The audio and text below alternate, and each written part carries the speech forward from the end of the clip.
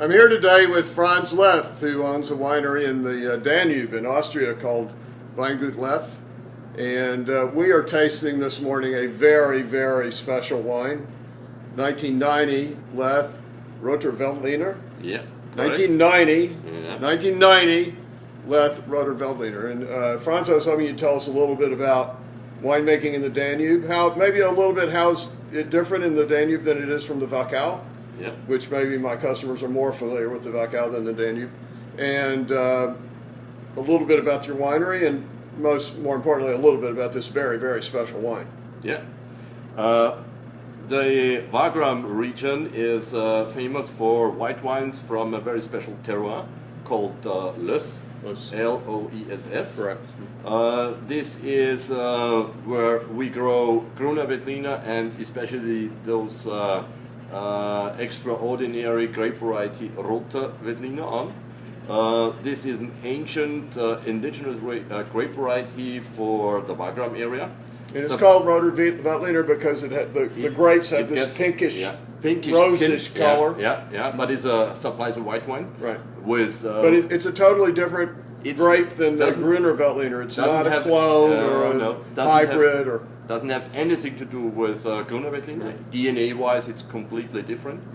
A grape variety that has a special demand for the combination of soil type and climate conditions, and therefore you find it mostly only on the Wagram hillside. Okay. And so tell us a little bit about Leth. The Leth family runs a winery with 45 hectares of own vineyards. We are a truly family business. My son is the winemaker. He's in charge of winemaking. What's his name? Franz Jr. Franz Jr. Yeah, sure.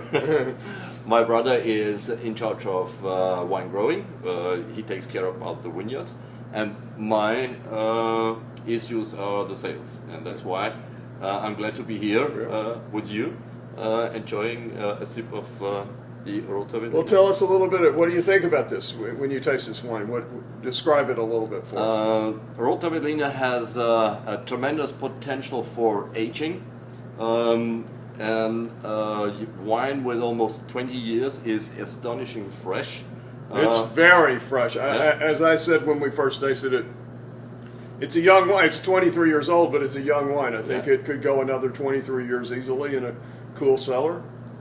Yeah, because those wines are vivid and still alive to very nice acidity that balances the weight, because Roter Veltliner has a lot of extracts, so it's a creamy, rich, very long lasting on the palate, and supplies a white wine that is extremely food friendly, doesn't need too much alcohol. So you said 12.5% alcohol? It's only 12.5 for a wine with them. You're probably not going to like it, but if I could, you're probably not going to like it when I say this, but if I could describe this in terms that a lot of my customers would understand, I think it has the richness of an Auslese, German Auslese, but it's dry. So maybe you could think it's like an Auslese Trocken from the Rheingau, maybe. Yeah. So that richness, that minerality, that stoniness.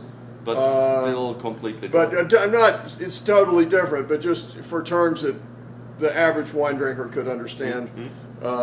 Dry Auslese level richness and intensity, but and weight and body, but dry.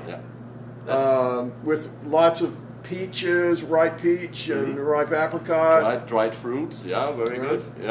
Some creamy, nutty. It's really creamy, and great with lots of in another way, it's like recently, I think, very versatile with a lot of different kinds of food. Goes very well with Asian food.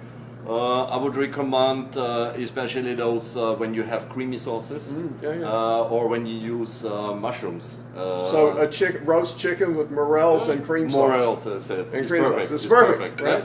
Yeah. Okay. Thanks for watching. Cheers. Cheers.